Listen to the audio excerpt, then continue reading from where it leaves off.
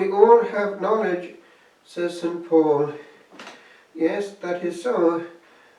But knowledge gives self-importance.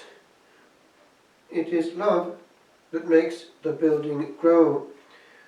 The RSV, which is a more literal translation, has knowledge puffs up and love builds up. The word puff is something which expresses very well vapour coming out of something which is acting as a geyser, a bloating of the soul, full of itself. There is an expression in German when referring to exhaust. The exhaust pipe of a car can be called Auspuff, and that describes very well the person who is emitting empty gases, even vaporous gases, all the time, being very generous with the knowledge that he has and making sure that he shares it very well. He is in emission mode continually. Watch him in conversation. He's teaching all. But he goes out of that conversation having been taught by none. No one has been able to even suggest that there's something more to the argument. And should they dare, they will soon know how little they know. But we needn't exclude ourselves from the number of this scenario.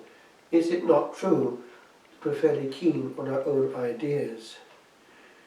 I remember hearing this years ago in formation in France. It was with regard to this problem of people who, that's the Angelus we said at the end of Holy Mass, of people who, when they are discussing a theological issue, know the exact answer. And the expression used by the novice master is this: ils tranchent, they proclaim, they decide, they define. And he compared that to the person of true culture, the theologian who has, as he put it, is on des wagons de livres. They have read wagons of books. And he added simply, et ils sont prudents, and they are prudent. They don't tranche, they don't proclaim, they don't define, because things are too complex to be simplified in a simplistic way, which is precisely what those who know all do. The person who knows a lot knows that actually there are many ways of approaching the same problem if these other elements are added.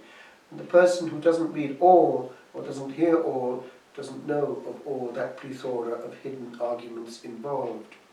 Issues are not simplistic, and the man who thinks they are is the simpleton par excellence. So as we go through life, true knowledge is something which is made of maximum receptivity. That is not just a question of words, but of intuition, knowing what's going on, having a flair for things. For instance, discernment of spirits and knowing spiritual illness from its manifestation. That behavior, whatever it might be, is probably stemming from this, so let's go to this and not to that. The profound issues in question.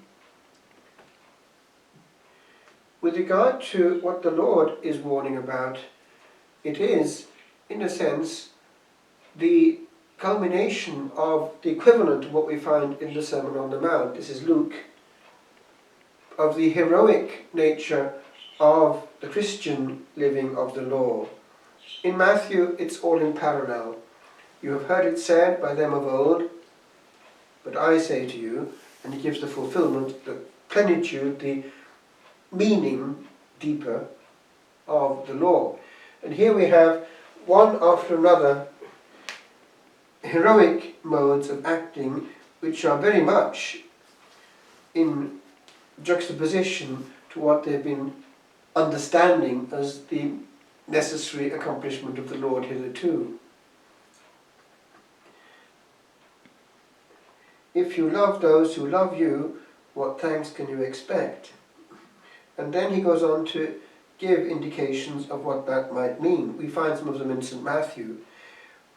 We do find, however, that there is a curious difference when coming to the conclusion of the teaching, when in Matthew we have, be ye therefore perfect, as your Father in heaven is perfect. Here we have, be compassionate, as your Father is compassionate, as though defining perfection in what he's been saying, in this element of attitude to others, which he goes on to describe, to not judge. Again, that links with what I was saying in the beginning. The person who, in French, tranche, he decides, is somebody who judges also.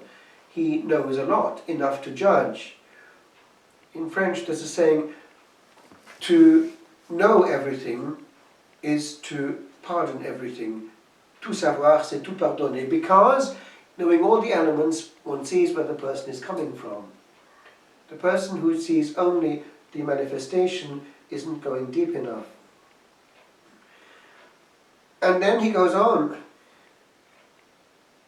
not to condemn. And of course there's a reaction, repercussion on our own souls. We give what we get in the beyond. And then pardon. We can't expect easily to be pardoned either by God or by men if we are by nature emitting bitterness and ingesting cancer from unforgiveness. It eats away. And the person who can't forgive is carrying someone else's negativity uselessly. And then this element of giving. Now, he talks about giving away even what is rightfully ours and not insisting on getting it back. But then he goes on, the measure, pressed down. In other words, the more we give, the more, because we're empty at that point, we expect nothing, but it will come back gratuitously. And there's an old unwritten law in the lives of the saints, lived but not uttered, but known secretly. And it's this: if you are short, give. And sometimes miraculously, the same and far more comes back through providence. One has gambled, and one actually finds surprisingly that more comes back. Whereas if we hang on to it, sometimes we end up in poverty. So, giving, and then it's coming back, a full measure, pressed down, shaken together, and running over, will be poured into your lap. Because the amount you measure out is the amount you will be given back. That applies not just to money, not just to food, but also to attitude. One of the most precious commodities that we have is our time. And it's important also to be compassionate with our time. E.g., a person comes in pain, and the last thing that person wants to hear then is an attitude of, oh, mentally, you're a nuisance, and feels that that person is being liquidated as soon as possible. The person, on the other hand, who feels that that person matters, and there are ways and means of making that known and felt, is very much healed just by the fact that one mattered. It's a lot. The world is a cold place. Let's not make it frigid and put people in the deep freeze. We can do a lot by a generous use of time without feeling or letting the person feel that the person is using our time. I just concluded one little anecdote. I noticed that you have two little birds there. Well, I was given by a little child the other day, a little bird who had just hatched.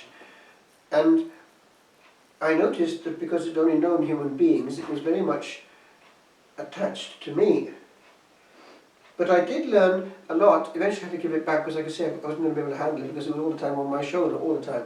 So I discovered actually, in the time I had it with me, that there were certain things that this little creature was teaching me. And one was this: because it was always on me, we'd have the office together, we'd sing it away, he would chirp away, and by the way, by the end, he would chirp only when I was singing, and stop when I was pausing, and start again when I was singing. It's amazing. But then also we would have quiet moments before the Lord. And I had noticed that there was a strange stillness which came into him whenever he came into the presence of angels and of the Lord himself. And I noticed that actually if I was doing adoration, he would somehow become very, very still. And because I didn't want to disturb him, even if I didn't have adoration as such, I would, longer than before, I would stay on quietly and do just what he was doing. He was happy just to be there, just feeling a presence. That is my presence and possibly something else, we don't know. But I noticed that we're too measured in our time. And I realized that actually quality time sometimes can be learned just from nature and its creatures. Time just to be still and do absolutely nothing but wait. And life in that posture is back in a way to where we came from. Nature isn't in a hurry. And sometimes when we do nothing at all, but are purely receptive, we are hugely, unexpectedly enriched.